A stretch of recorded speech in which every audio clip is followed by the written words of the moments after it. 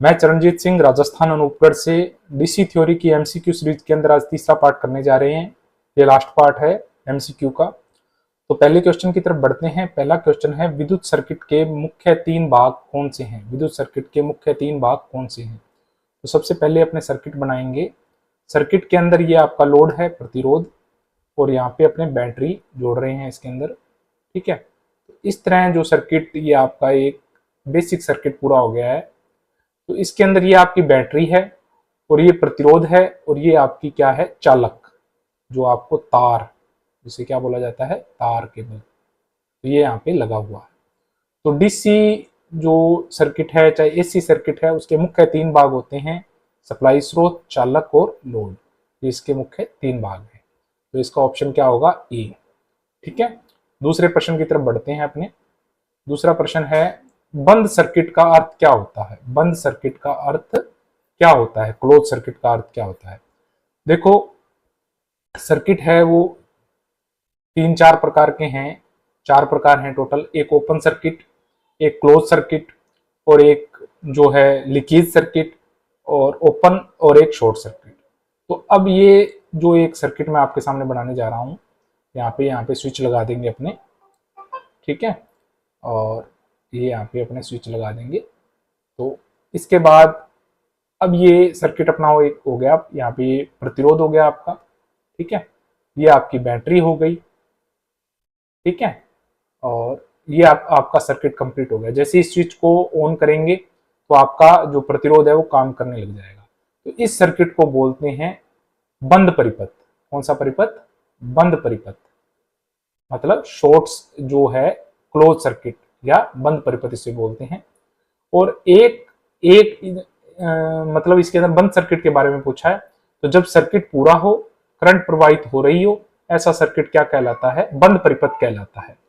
अब इसी तरह जो आपका शॉर्ट सर्किट है, उसके अंदर क्या होगा, ये आपका प्रतिरोध जुड़ा हुआ है, ये आपकी बैटरी जुड़ी हुई है। ठीक है, अब इसके अंदर जो ये फेज और न्यूट्रल हैं, ये आपस में जुड़ जाएं किसी तरीके से, ये क्या हो जाएगा, आपका शॉर्ट सर्किट हो जाएगा। कौन सा सर्किट हो जाएगा? ये शॉर्ट सर्किट। इसी प्रकार, ठीक है, जब सर्किट शॉर्ट सर्किट हो, तो यहाँ पे क्लोज सर्किट के बारे में पूछा है, तो इसका ऑप्शन क्या होगा, बी इसका सही आंसर है। जो सर्किट, जब सर्किट पूरा हो, करंट प्रवाहित हो रही हो, मतलब जलते हुए लैंप का परिपथ, जलते हुए लैंप का परिपथ। ठीक है, कौन सा सर्किट है वो? बंद परिपथ। जलते हुए लैंप का परिपथ, चलते हुए पंखे का परिपथ, कौन सा परिपथ है वो? बंद परिपथ। ठीक है, मतलब ऐसा सर्किट जिसमें धारा प्रवाहित हो रही हो, वो सर्किट क्या कहलाता है? बंद सर्किट कहलाता है, क्लोज सर्किट कहलाता है। तीसरे प्रश्न की तरफ बढ़ते हैं अपने। शॉर्ट सर्किट कब होता है? शॉर्ट सर्किट कब होता है? जब कोई सर्किट है, जो आपका प्रतिरोध है, उसके अंदर जो आपकी बैटरी लगी हुई है, और ये प्रतिरोध आपका लग गया है। अब इसके अंदर जो आपकी विद्युत धारा है, प्रतिरोध से ना बहकर इस तरह शॉर्ट हो जाए। ये आपका प्रतिरोध है, ये आपकी विद्युत सप्लाई है। तो अब ये जो फेज और जो न्यूट्रल है, बैटरी का फेज और न्यूट्रल, ये आपस में क्या हो गए हैं, यहाँ पे इन दो पॉइंटों पे शॉर्ट हो गए हैं। तो धारा क्या चलेगी, जो यहाँ से इस मार्ग से होते हुए, ठीक है, इस मार्ग से होते हुए वापिस, इस मार्ग से होते हुए दोबारा, इस मार्ग से होते हुए, ये धारा क्या हो गई, इस तरह चलने लग जाएगी। तो ये धारा धारा शॉर्ट, हमेशा धारा शॉर्ट से शॉर्ट मार्ग तय करती है। तो ये सर्किट क्या कहलाता है? Short circuit. तो शॉर्ट सर्किट, इस सर्किट का अब रेजिस्टेंस क्या होगा? रेजिस्टेंस तो कट गया। ठीक है, रेजिस्टेंस में से धारा प्रवाहित होगी नहीं, इस तरह धारा प्रवाहित हो गई। तो इस सर्किट का प्रतिरोध क्या हो जाएगा? प्रतिरोध बहुत कम होगा। तो ऐसे सर्किट का जो प्रतिरोध होता है वो बहुत कम होता है जब शॉर्ट सर्किट होता है। 4 नंबर प्रश्न की तरफ बढ़ते हैं अपने। सर्किट में कौन सा उपकरण सुरक्षा प्रदान करता है? सर्किट में कौन सा उपकरण सुरक्षा प्रदान करता है? देखो, स्विच है वो है कंट्रोल डिवाइस। कौन सी डिवाइस है? कंट्रोल।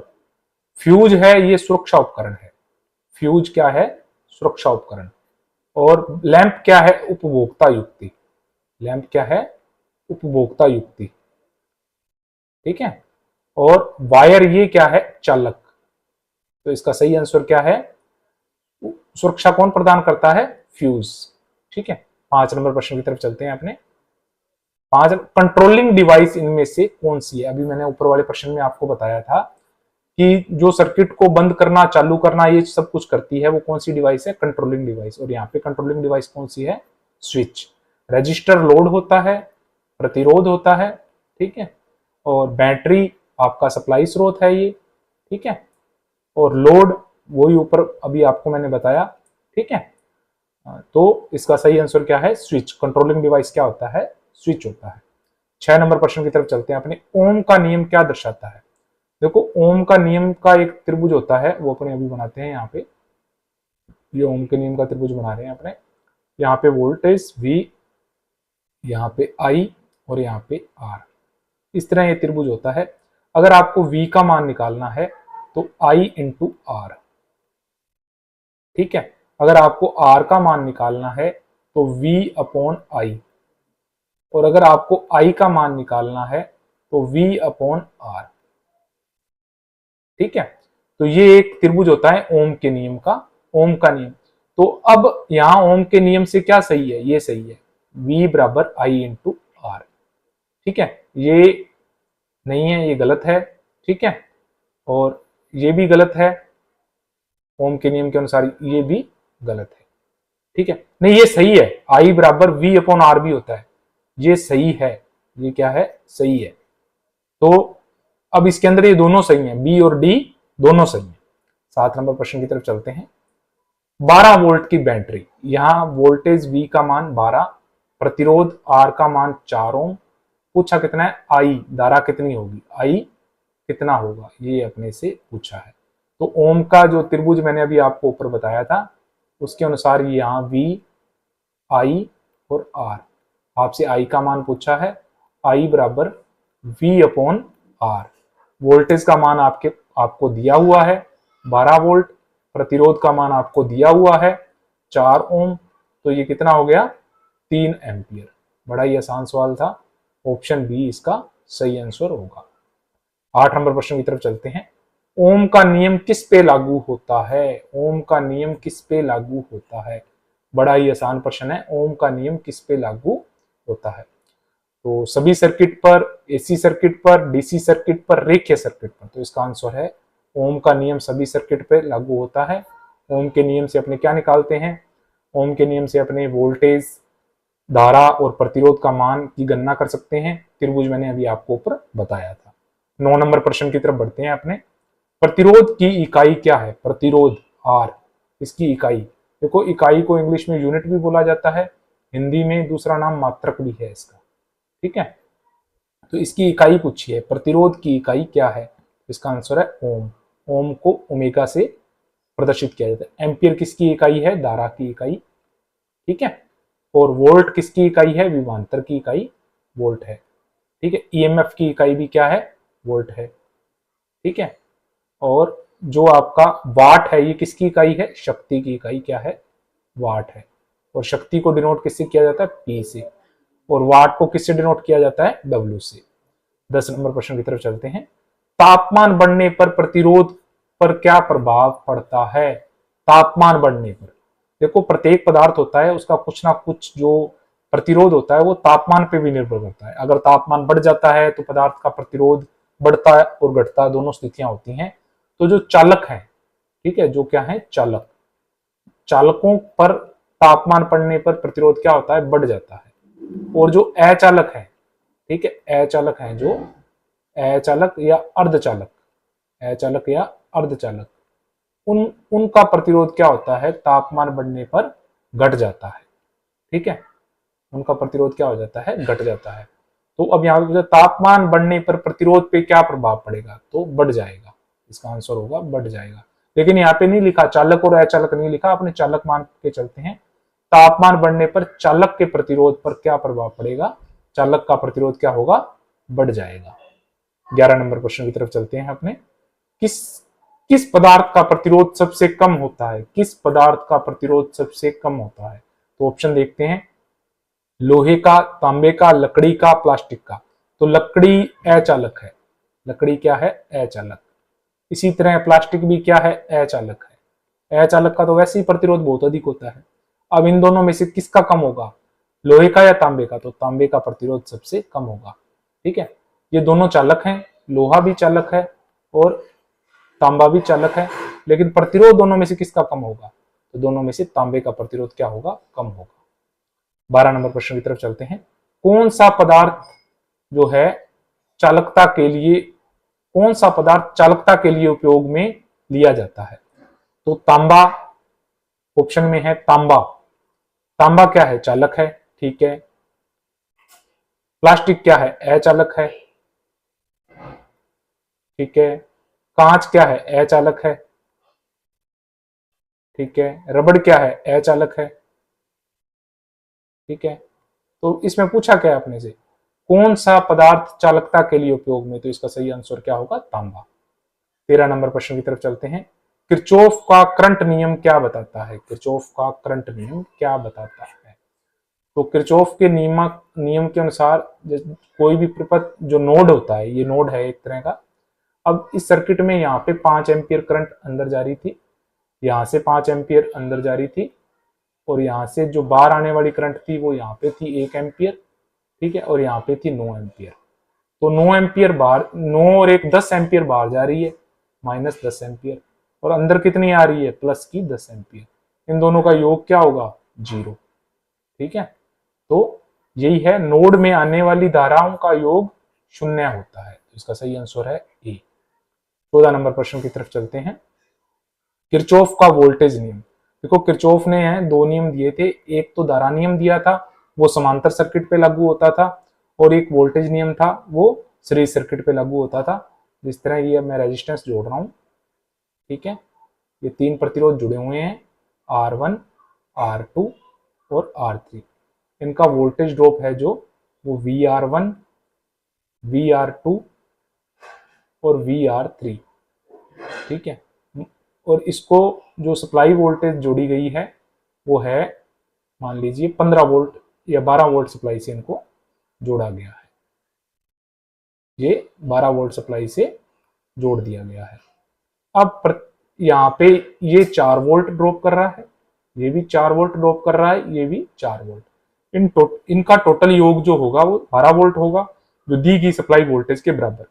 तो ये 4 वोल्ट ड्रॉप कर रहा है, -4 वोल्ट, -4 वोल्ट, -4 वोल्ट, तो टोटल माइनस में कितने हो गए, 12 वोल्ट। आपने सप्लाई कितनी दी थी, प्लस के 12 वोल्ट, तो योग कितना हो गया, 0 वोल्ट। तो इस तरह किसी भी बंद सर्किट में सभी वोल्टेज का योग क्या होगा, 0 होता है। ये किरचॉफ का क्या था, वोल्टेज नियम था। 15 नंबर प्रश्न की तरफ चलते हैं अपने। सीरीज में जोड़े गए प्रतिरोधों का कुल प्रतिरोध कैसे निकाला जाता है, सीरीज में जोड़े गए प्रतिरोधों का जो कुल प्रतिरोध होता है वो किस तरह निकाला जाता है। तो श्रेणी क्रम में जो प्रतिरोध होते हैं वो इस प्रकार जुड़ते हैं। ठीक है, ये आपका पहला प्रतिरोध हो गया R1, दूसरा प्रतिरोध R2, तीसरा प्रतिरोध R3। मान लीजिए इसका मान 5 ओम है, इसका मान 4 ओम है, इसका मान 3 ओम है, तो टोटल प्रतिरोध कितने ओम हो गया, ये निकालना है। श्रेणी क्रम में जो टोटल प्रतिरोध निकालने का सूत्र होता है, फॉर्मूला होता है RT बराबर R1 plus R2 plus R3। तो टोटल प्रतिरोध निकालने का इसका जो फॉर्मूला है 5 प्लस 4 प्लस 3, तो कितना हो गया, 5 4 9 3 12 ओम। तो ये इसका आंसर हो गया। तो कुल प्रतिरोध कैसे निकाला जाता है, सभी प्रतिरोधों का योग करके, किसमें, सीरीज में। ठीक है, अगले प्रश्न की तरफ बढ़ते हैं। 16 नंबर प्रश्न, पैरेलल सर्किट में कुल प्रतिरोध कैसे निकाला जाता है। तो पैरेलल सर्किट में जो प्रतिरोध होते हैं, ये पहला प्रतिरोध, ये दूसरा प्रतिरोध, ये इस तरह जुड़े होते हैं। ठीक है, इस तरह आपस में पैरेलल में जुड़े होते हैं। और यहाँ पे मान लो सप्लाई वोल्टेज अपने दे दी है इसको, तो यहाँ पे मान लो ये 5 ओम का प्रतिरोध है और ये भी 5 ओम का प्रतिरोध है। तो कुल प्रतिरोध निकालने का जो सूत्र होता है इसके अंदर 1/RT बराबर 1/R1 प्लस 1/R2, ये इसका फॉर्मूला है। तो 1/5 प्लस 1/5, 1/RT बराबर चल रहा है ये। ठीक है, अब इसको हल करेंगे तो ये हो जाएगा 1 + 1 बराबर 2/5। किसके बराबर है ये, 1/RT के बराबर। तो 1/RT बराबर 2/5। तो इनका क्रॉस मल्टीप्लाई हो जाएगा, इसको हल करेंगे तो अपने, तो 2RT बराबर 5, RT बराबर 5/2, ठीक है, बराबर कितना आ जाएगा 2.5 ओम। तो इस तरह जो प्रतिरोध, सभी प्रतिरोधों का योग नहीं किया जाता, गुणनफल नहीं किया जाता, उनका व्युत्क्रम होता है। ये यहाँ पे व्युत्क्रम हो रहा है ना यहाँ पे, ठीक है, तो ये सभी का व्युत्क्रम किया जाता है। तो इसका आंसर होगा सी, 16 का सी। 17 नंबर प्रश्न की तरफ चलते हैं। ओम मीटर किसे मापता है? ओम मीटर किसे मापता है? तो ओम मीटर किसे मापता है? ओम मीटर नापता है प्रतिरोध को, मतलब आर को। इसकी इकाई क्या होती है? ओम। ओम का सिंबल है ये। धारा को एम्पियर मीटर नापता है। कौन सा मीटर नापता है? एम्पियर, ठीक है, एम्पियर मीटर जो क्या नापता है? धारा नापता है। वोल्टेज कौन नापता है? वोल्ट मीटर, ठीक है। और इसी तरह शक्ति कौन नापता है? Watt meter. अगले प्रश्न की तरफ चलते हैं। इसका सही आंसर है प्रतिरोध, सी। ओम मीटर क्या नापता है? प्रतिरोध नापता है। 18 नंबर प्रश्न। डिजिटल वोल्ट मीटर का उपयोग किसके मापने के लिए किया जाता है? डिजिटल वोल्ट मीटर का उपयोग क्या मापने के लिए किया जाता है? तो वोल्ट मीटर चाहे डिजिटल हो चाहे एनालॉग हो, वोल्टेज मापने के लिए वोल्ट मीटर का उपयोग किया जाता है। प्रतिरोध नापने के लिए किसका उपयोग करेंगे? ओम मीटर का, ठीक है। ओम मीटर का प्रतिरोध नापने के लिए, प्रतिरोध का प्रतीक आर होता है। धारा नापने के लिए मैंने अभी आपको ऊपर भी बताया था, एम्पियर मीटर या एमीटर, ठीक है।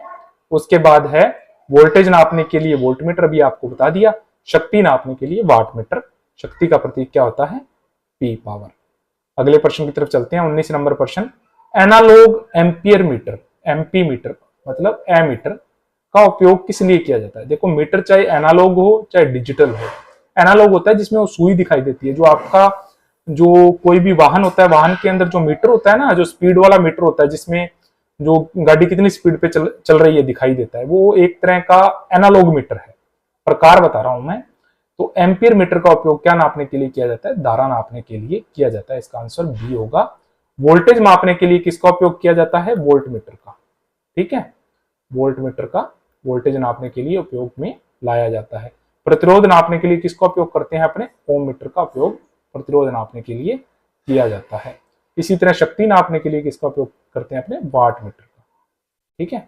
अगले प्रश्न की तरफ बढ़ते हैं। अपने 20 नंबर प्रश्न है, शक्ति का सूत्र क्या है? जिस तरह आपको मैंने अभी बताया था थोड़ी देर पहले, जो आपका प्रतिरोध का एक त्रिभुज था, इसी तरह एक पावर ट्रायंगल होता है। इसका ट्रायंगल जो इस प्रकार होता है, पी वी आई। अगर आपको पावर का मान निकालना है, P बराबर V इंटू आई हो जाएगा इसके अनुसार, I बराबर P बटे V हो जाएगा इसके अनुसार, और V बराबर P बटे आई हो जाएगा। बड़ा ही आसान है ये। इसके अंदर अब शक्ति का सूत्र क्या है? तो एक ये त्रिभुज हो गया आपका, एक आपका प्रतिरोध वाला, जो ओम ओम ओम के अनुसार, ओम के नियमानुसार एक त्रिभुज बनाया था अपनों ने, V I और R। अगर V निकालना है तो I इंटू आर, और R निकालना है V बटे आई, और I निकालना है तो V बटे R। इस तरह ये दो त्रिभुज, इन दो त्रिभुजों को मिला के बहुत सारे जो फॉर्मूला बनते हैं। P बराबर V इंटू आई, ये सही हो रहा है, ठीक है। P बराबर V इंटू आई। P बराबर आई स्केर आर, देखो अपने करके देखते हैं। आई स्केर आर को इस तरह लिख सकते हैं, I into R. I square R हो गया ना ये, ठीक है। P बराबर I into R. I into R क्या होता है? आई इंटू आर, ये रहा, आई इंटू आर क्या होता है? V होता है। तो ये क्या हो गया? आई V इंटू आई हो गया। तो ये भी सही है, ये भी सही है। अब V स्केयर अपॉन आर, तो इसको इस प्रकार लिख सकते हैं, V स्केयर अपॉन आर को इसको इस प्रकार लिख सकते हैं, V into V upon R. V upon R क्या हो गया? आई हो गया, ठीक है। तो और V इंटू आई क्या हो गया? तो ये इस प्रकार हो गया, V इंटू आई हो गया। तो ये भी क्या हो गया? सही हो गया। तो शक्ति के सूत्र सभी सही हैं, उपरोक्त सभी। 21 नंबर प्रश्न की तरफ बढ़ते हैं। कार्य की इकाई क्या है? देखो, कार्य की इकाई वोल्ट। वोल्ट किसकी इकाई है? वोल्टेज की। वोल्ट किसकी इकाई है? वोल्टेज की। एम्पियर किसकी इकाई है? धारा की। ठीक है। वाट किसकी इकाई है? शक्ति की। तो यहाँ पे किसके बारे में पूछा गया है? कार्य की इकाई। तो कार्य की इकाई क्या है? जूल। अगले प्रश्न की तरफ बढ़ते हैं अपने 22 नंबर प्रश्न। Board of trade unit, board of trade unit, board of trade unit क्या दर्शाता है? बोर्ड ऑफ ट्रेड यूनिट, तो इसका आंसर है किलोवाट घंटा। बोर्ड ऑफ ट्रेड यूनिट क्या दर्शाता है? किलोवाट घंटा। 1 kWh जो घरों में आने वाले यूनिट होते हैं वो board of trade unit kilowatt घंटा दर्शाता है। 23 नंबर प्रश्न की तरफ चलते हैं। स्टेयर केस सर्किट, मतलब स्टेयर केस सर्किट कौन सा होता है? स्टेयर केस सर्किट होता है जहां पे सीढ़ियां, जो घर की सीढ़ियां होती हैं, जो वायरिंग की जाती है, वो स्टेयर केस सर्किट होता है। तो स्टेयर केस सर्किट में कितने स्विच होते हैं, कितने स्विच लगाए जाते हैं? देखो स्टेयर केस सर्किट वो होता है सीढ़ियों सर्किट, नीचे से जब अपने सीढ़ियां चलते हैं तो बटन जो स्विच ऑन कर देते हैं तो लैंप चल जाता है सीढ़ियों का। ऊपर जाके अब अपने द्वारा स्विच जो प्रेस करते हैं तो वो लैंप क्या हो जाता है? ऑफ हो जाता है। तो उसमें 2 स्विच प्रयोग में लाए जाते हैं। इसका आंसर क्या है? 2। 24 नंबर प्रश्न की तरफ बढ़ते हैं अपने। एक बल्ब को 3 स्थानों से नियंत्रित करने के लिए, एक बल्ब को 3 स्थानों से नियंत्रित करने के लिए कौन सा स्विचिंग सिस्टम उपयोग किया जाता है? तो इसका आंसर है क्रॉस स्विच। इसे बोलते हैं intermediate switch. Intermediate, intermediate switch. ठीक है। अब अगले प्रश्न की तरफ बढ़ते हैं अपने। 25 नंबर प्रश्न है। ट्यूबलाइट सर्किट में कौन सा घटक नहीं होता? ट्यूबलाइट सर्किट में कौन सा घटक नहीं होता? देखो बेलास्ट होती है, बेलास्ट को चोक भी बोला जाता है। ठीक है, आम भाषा में क्या बोला जाता है? चोक। स्टार्टर भी होता है, बेलास्ट भी होती है ट्यूबलाइट सर्किट में, लैंप भी होता है। ठीक है, ये सारी चीजें होती हैं। लेकिन वोल्ट मीटर कभी भी, आपने देखा है आपके घर में जो ट्यूबलाइट लगी हो उसमें वोल्ट मीटर लगाओ, तो इसका आंसर क्या है? Volt meter. 26 नंबर क्वेश्चन की तरफ चलते हैं। अर्थिंग का मुख्य उद्देश्य क्या है? अर्थिंग का मुख्य उद्देश्य क्या है? वोल्टेज को बढ़ाना कदापि नहीं, ये बिल्कुल गलत है। ठीक है, धारा प्रवाह करना ये भी गलत है। अब सर्किट को सुरक्षा प्रदान करना और ओवरलोडिंग रोकना, बी और सी में से एक है।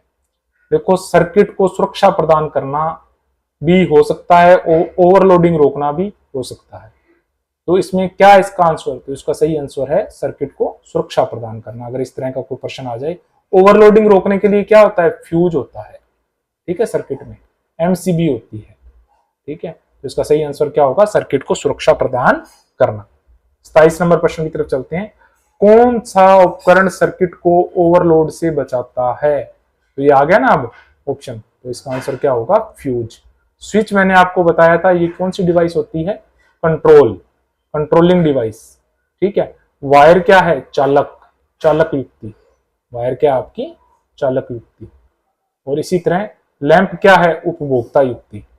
और सुरक्षा युक्ति कौन सी है यहाँ पे? सुरक्षा युक्ति है आपकी जो ओवरलोड से सुरक्षा करेगी, वो क्या है? आपका फ्यूज। इसे बोलते हैं सुरक्षा युक्ति। ठीक है, अगले प्रश्न की तरफ बढ़ते हैं। 28 नंबर प्रश्न। शॉर्ट सर्किट का मुख्य कारण क्या है? शॉर्ट सर्किट का मुख्य कारण क्या होता है? शॉर्ट सर्किट का मुख्य कारण, तो इसका आंसर है कम प्रतिरोध।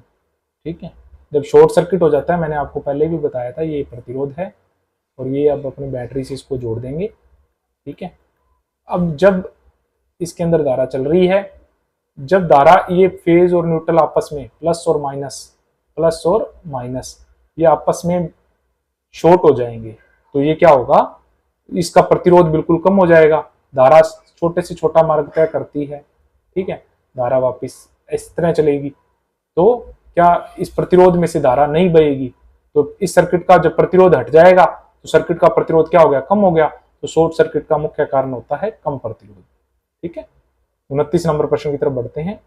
तापमान गुणांक, तापमान गुणांक, टेम्परेचर कोफिशिएंट क्या दर्शाता है? तापमान गुणांक, देखो प्रत्येक पदार्थ होता है, जो भी पदार्थ है उसका प्रतिरोध तापमान बढ़ने पर बढ़ता है या घटता है। प्रत्येक पदार्थ का प्रतिरोध होता है वो तापमान पर निर्भर करता है, तो वो उसका ताप गुणांक कहलाता है।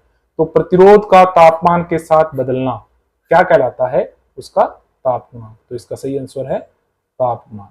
ठीक है, धारा का तापमान के साथ बदलना ये नहीं है, वोल्टेज का तापमान के साथ बदलना ये भी नहीं है, शक्ति का तापमान के साथ बदलना, ये भी नहीं, तो इसका सही आंसर ये है। ठीक है, इसका सही आंसर है प्रतिरोध का तापमान के साथ बदलना ताप गुणांक कहलाता है। चालकता की इकाई क्या है? मैंने पहले भी बताया था, इकाई को यूनिट भी बोला जाता है, मात्रक भी बोला जाता है। ठीक है, यूनिट, मात्रक। तो चालकता का क्या है? देखो, ओम किसका मात्रक है? प्रतिरोध का। ओम किसका मात्रक है? प्रतिरोध का। और जो चालकता होती है वो प्रतिरोध का उल्टा होती है। चालकता का प्रतीक G होता है और G बराबर होता है 1/R के। ठीक है, ये उल्टे, ये इसका उल्टा होता है। तो वोल्ट किसकी इकाई है? विभवांतर की। वोल्ट किसकी इकाई है? विभवांतर की। और जूल किसकी इकाई है? ऊर्जा की। तो इसका उत्तर है सीमेंस। इसको साइमन भी बोला जाता है, साइमन। ठीक है, तो इसका उत्तर है, इसका जो प्रतीक होता है ये इसका प्रतीक है। ठीक है, प्रतिरोध ओम का प्रतीक तो ये है, ये इसका जस्ट उल्टा है, तो इसका प्रतीक ये है, सीमेंस या साइमन। ये किसकी इकाई है? चालकता की। 31 नंबर प्रश्न की तरफ चलते हैं। प्रतिरोध का मुख्य कार्य क्या है? प्रतिरोध का मुख्य कार्य धारा को रोकना।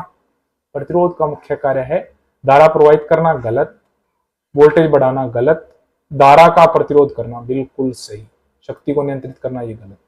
ठीक है, इसका सही आंसर है धारा को प्रतिरोध करना। 32 नंबर प्रश्न की तरफ चलते हैं। किसी पदार्थ की चालकता सबसे अधिक है? किस पदार्थ की चालकता? किस पदार्थ की जो चालकता है वो सबसे अधिक है? किस पदार्थ की चालकता सबसे अधिक है? किसकी अधिक है? रबर क्या है? रबर तो अचालक है। रबर क्या है? अचालक है। तांबा चालक है। तांबा चालक है। कांच अचालक है। ठीक है, कांच अचालक है। लकड़ी अचालक है। तो किसकी होगी? तो किसकी होगी सबसे अधिक चालकता? तांबे की। इसका सही आंसर बी है। 33 नंबर प्रश्न की तरफ चलते हैं। बिजली की शक्ति का मुख्य सूत्र क्या है? मैंने आपको बताया था इस तरह, पी वी आई, ये आपका हो गया पावर ट्रायंगल। इसी तरह आपका एक ट्रायंगल है जिसके अंदर वी, आई और आर, ये आपका कौन सा ट्रायंगल है? ओम के नियम से। तो इससे P बराबर V इंटू आई, P बराबर V इंटू आई, ये हल हो रहा है, तो सही है। ठीक है, P बराबर आई स्केयर आर इन्होंने लिख रखा है। आई स्केयर आर को इस तरह लिख सकते हैं, आई इंटू आर। और आई इंटू आर क्या होता है? V। आई इंटू वी क्या होता है? P। ठीक है, तो ये भी सही है। V स्केयर अपॉन आर, इसको इस तरह लिख सकते हैं, V इंटू वी बटे आर। V बटे आर क्या होता है? आई। तो ये भी किसका सूत्र हो गया? P का। तो ये भी आपका क्या है? सही। तो इसका आंसर है सभी सही है। ठीक है, 34 नंबर प्रश्न की तरफ चलते हैं। मिश्रित प्रतिरोध को कैसे जोड़ा जाता है? मिश्रित प्रतिरोध मैं आपको जोड़ के बताता हूं। ये जैसे आपका एक प्रतिरोध है, इस तरह यहाँ पे ये प्रतिरोध है। ठीक है, तो ये आपका जुड़ गया, एक सर्किट बन गया। तो ये आपका कौन सा हो गया? ये मिश्रित प्रतिरोध हो गया। ठीक है, तो सीरीज में, पैरेलल में, मिश्रित तरीके से, इसका सही आंसर है मिश्रित तरीके से। ये आपका मिश्रित सर्किट हो गया। ठीक है, 35 नंबर प्रश्न की तरफ चलते हैं अपने। वोल्ट मीटर सर्किट में कैसे जोड़ा जाता है? जैसे ये अपने सर्किट बना रहे हैं, ये आपका प्रतिरोध हो गया एक। ठीक है, ये आपका प्रतिरोध, इसको बैटरी के साथ जोड़ दिया।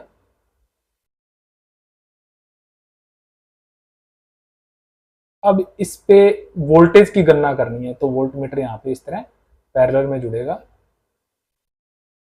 ठीक है, तो ये वोल्ट मीटर हमेशा पैरेलल में जोड़ा जाता है, समांतर क्रम में। ठीक है, वोल्ट मीटर को सर्किट के समांतर क्रम में जोड़ा जाता है वोल्टेज की गणना करने के लिए।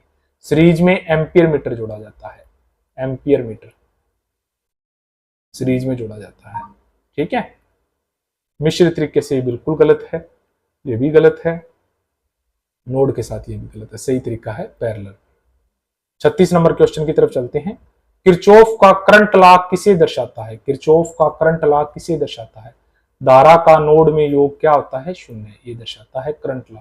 इस तरह एक सर्किट है, उसमें जो यहां से मान लो ये आपका नोड है, यहाँ पे जो धारा आ रही है वो 5 एम्पियर, यहाँ से अंदर आ रही है 10 एम्पियर, और यहाँ से बाहर जा रही है 3 एम्पियर, और यहाँ से बाहर जा रही है 12 एम्पियर। ठीक है, तो बाहर आने वाली धारा कितनी है? 12 और 3 15, -3 एम्पियर और -12 एम्पियर, टोटल कितनी हो गई ये, माइनस के 15 एम्पियर। ठीक है, और अंदर आने वाली धारा कितनी है, अंदर आने वाली धारा है 5 और 10, प्लस 5 एम्पियर और प्लस 10 एम्पियर, इनका टोटल कितना हो गया, प्लस के 15 एम्पियर। माइनस और प्लस क्या हो जाएगा, 0। तो धारा का नोड पे योग यहाँ पे क्या होता है, यहाँ पे इस जगह 0 एम्पियर। ठीक है, तो इसका सही आंसर है ये। ठीक है, किरचॉफ ने दो नियम दिए थे, एक ये जो किरचॉफ का करंट लॉ था ये दिया था समांतर सर्किट के संबंध में, पैरेलल सर्किट के संबंध में, समांतर सर्किट के संबंध में ये नियम दिया था। ठीक है, अगले प्रश्न की तरफ चलते हैं। 37 नंबर प्रश्न, किरचॉफ का वोल्टेज लॉ क्या दर्शाता है। देखो वोल्टेज लॉ था वो था श्रेणी सर्किट के संबंध में, ये आपके प्रतिरोध जोड़ दिए 3, तो यहाँ पे जो आपकी वोल्टेज दे दी, मान लो यहाँ पे इस जगह इस सर्किट को जो वोल्टेज से जोड़ दिया, 12 वोल्ट सप्लाई से जोड़ दिया। अब यहाँ पे जो ड्रॉप है मान लो 4 वोल्ट, यहाँ पे भी 4 वोल्ट और यहाँ पे भी 4 वोल्ट, तो टोटल वोल्टेज ड्रॉप दी गई वोल्टेज के बराबर होता है। तो इसका सही आंसर है किसी बंद सर्किट में सभी वोल्टेज का योग 0 होगा, क्योंकि ये माइनस में है 4 वोल्ट ड्रॉप कर रहा है, ये भी माइनस में 4 वोल्ट, माइनस में माइनस कितने हो गए 12 वोल्ट और प्लस में कितने हैं 12 वोल्ट, जोड़ेंगे ऐड करेंगे तो क्या होगा 0। तो ये जो वोल्टेज लॉ था ये सीरीज सर्किट के संबंध में दिया गया था, किरचॉफ का वोल्टेज लॉ। 38 नंबर प्रश्न को हल करते हैं अपने। व्हीटस्टोन ब्रिज किसे मापने के लिए, व्हीटस्टोन ब्रिज एक उपकरण है जो किसे मापने के लिए प्रयोग में लिया जाता है, तो इसका उत्तर है प्रतिरोध। प्रतिरोध को मापने के लिए व्हीटस्टोन ब्रिज का उपयोग किया जाता है। 39 नंबर प्रश्न की तरफ चलते हैं। व्हीटस्टोन ब्रिज का संतुलन कब माना जाता है। व्हीटस्टोन ब्रिज का जब सभी वोल्टेज बराबर हों, जब सभी प्रतिरोध बराबर हों, जब बीच में कोई धारा न हो, जब धारा का योग 0 हो। तो इसका जो संतुलन में कब माना जाता है, जब कोई धारा न हो, जब धारा का मान 0 हो, इन दोनों में से इसका आंसर है। देखो ये तो होगा नहीं, ये होगा नहीं, और व्हीटस्टोन ब्रिज संतुलित कब होता है, जब कोई धारा न हो। सी इसका उत्तर है। ठीक है, 40 नंबर प्रश्न की तरफ चलते हैं। अर्थिंग का मुख्य उद्देश्य क्या है। अर्थिंग का मुख्य उद्देश्य, अर्थिंग का मुख्य उद्देश्य क्या है। देखो अर्थिंग का मुख्य उद्देश्य ओवरलोड को नियंत्रित करना, विद्युत उपकरणों को सुरक्षित करना, वोल्टेज को घटाना, धारा प्रवाहित करना। तो इसका सही आंसर है विद्युत उपकरणों को सुरक्षित करना। ये किसका है, अर्थिंग का।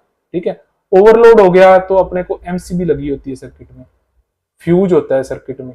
ठीक है, ये चीजें ओवरलोड से सुरक्षा करने के लिए होती हैं, तो विद्युत उपकरणों को सुरक्षित करने के लिए अर्थिंग की जाती है। 41 नंबर प्रश्न, अर्थिंग में किस धातु का जो है उपयोग किया जाता है। अर्थिंग में किस धातु का अधिक उपयोग किया जाता है, तो आंसर है तांबा। ठीक है, अर्थिंग में किस धातु का उपयोग किया जाता है, तांबे का। सोने का कहीं देखा है क्या, नहीं होता। लोहे का होता है कुछ जगह, लेकिन सही उपयोग आंसर क्या होगा, तांबा होगा। एल्यूमिनियम भी गलत है। 42 नंबर प्रश्न, प्रतिरोध किस पर निर्भर करता है। प्रतिरोध देखो आर समानुपाती होता है एल के, आर समानुपाती होता है एरिया के, व्युत्क्रमानुपाती। ठीक है, तो इस तरह जो प्रतिरोध है वो लंबाई के तो समानुपाती होता है और एरिया के व्युत्क्रमानुपाती होता है। तो लंबाई पर निर्भर करता है, क्रॉस सेक्शनल एरिया पर भी निर्भर करता है, तार की सामग्री किसकी बनी है उस पर निर्भर करता है ना प्रतिरोध। तांबा का प्रतिरोध कम होगा एल्यूमिनियम की अपेक्षा, तो तार की सामग्री मतलब किसकी तार बनी है, तो इसका आंसर होगा उपरोक्त सभी। ठीक है, 43 नंबर प्रश्न की तरफ चलते हैं। प्रतिरोध को मापने की इकाई क्या है, आर। इकाई का यूनिट पूछ रहे हैं यहाँ पे, प्रतिरोध की यूनिट क्या है, तो इसका उत्तर है प्रतिरोध की यूनिट क्या है, ओम। ओम को इससे डिनोट किया जाता है। ठीक है, वोल्ट आपको पता है किसकी है, विभवांतर की। ठीक है, विभवांतर की, ईएमएफ की। ठीक है, ईएमएफ की जो आपकी यूनिट है वो है वोल्ट है। ठीक है, और वाट किसकी है, शक्ति की। वाट किसकी है, शक्ति की। और इसी तरह एम्पियर है वो किसकी है, धारा की। और धारा का प्रतीक आई, एम्पियर का प्रतीक ए। ठीक है, शक्ति का प्रतीक पी, वाट का प्रतीक डब्ल्यू, विभवांतर का प्रतीक वी। ठीक है, वोल्ट का वी, ईएमएफ का प्रतीक क्या होता है, ई। अगले प्रश्न की तरफ चलते हैं। 44 नंबर प्रश्न, 1 किलोवाट कितने जूल के बराबर होता है। अब ये इसका आंसर आपको खुद कमेंट में देना है, मैं कमेंट पढ़ूंगा, आप सभी को रिप्लाई दूंगा। 1 किलोवाट कितने जूल के बराबर होता है, इसका आंसर आपको, ये वेरी इंपॉर्टेंट प्रश्न है और इसका उत्तर आपको कमेंट में ही देना है और मैं इसका आंसर आपको कमेंट में ही दूंगा। 45 नंबर प्रश्न की तरफ चलते हैं। एक सर्किट में कार्य और शक्ति पावर का संबंध क्या है। सर्किट में कार्य शक्ति का संबंध क्या है। देखो, जो शक्ति की परिभाषा है P, उसे बोलते हैं कार्य करने की दर, और जहां पे दर शब्द आ जाता है उसमें समय का भाग होता है, तो P बराबर W/T इसका होगा, कार्य करने की दर। तो अब यहाँ पे W के बराबर मतलब वर्क के बराबर लिखा हुआ है, तो इसके बटे में 1 लगा के क्रॉस मल्टीप्लाई करके वर्क बराबर P इंटू टी, ये आपका एक तरह का फॉर्मूला बन रहा है, तो ये इसका सही आंसर है ए। ठीक है, इसके बाद 46 नंबर प्रश्न, विशिष्ट चालकता। देखो, जिस तरह विशिष्ट प्रतिरोध होता है उसी तरह विशिष्ट चालकता भी होती है। जैसे किसी पदार्थ का कुछ ना कुछ प्रतिरोध होता है, उसे बोलते हैं उस पदार्थ का विशिष्ट प्रतिरोध। इसी प्रकार कुछ पदार्थों का कुछ ना कुछ धारा प्रवाह करने में जो सुगमता प्रदान करने का एक गुण होता है, उसे बोलते हैं विशिष्ट चालकता। तो इसका आंसर है विद्युत सामग्री का विद्युत प्रवाह करने की क्षमता क्या कहलाती है, उसकी विशिष्ट चालकता। 47 नंबर प्रश्न की तरफ बढ़ते हैं। चालकता का तापमान गुणांक क्या दर्शाता है।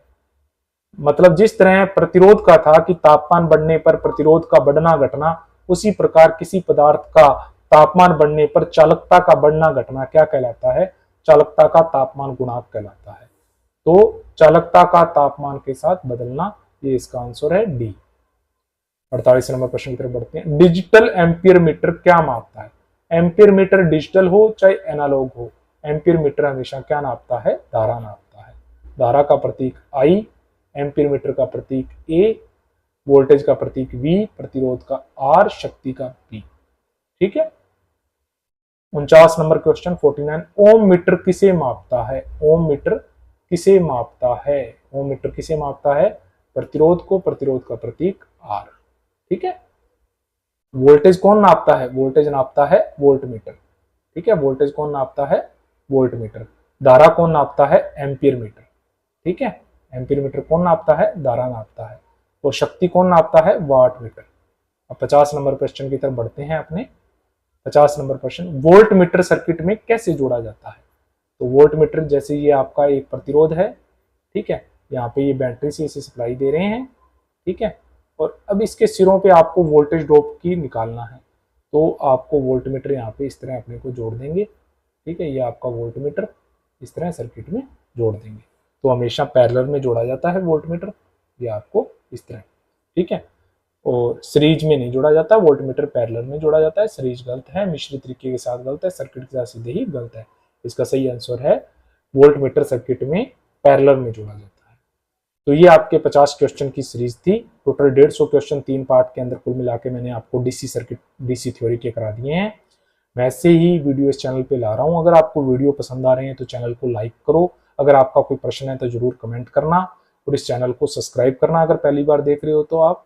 ठीक है, और आपको कंसेप्ट क्लियर और जो डेरिवेशन वीडियो भी इस चैनल पे मिलेंगे, तो आप इस चैनल को जरूर सब्सक्राइब कर लो। अगर आप ITI कंपटीशन से संबंधित तैयारी कर रहे हैं और ITI स्टूडेंट है, तो आप इस चैनल को जरूर सब्सक्राइब करें।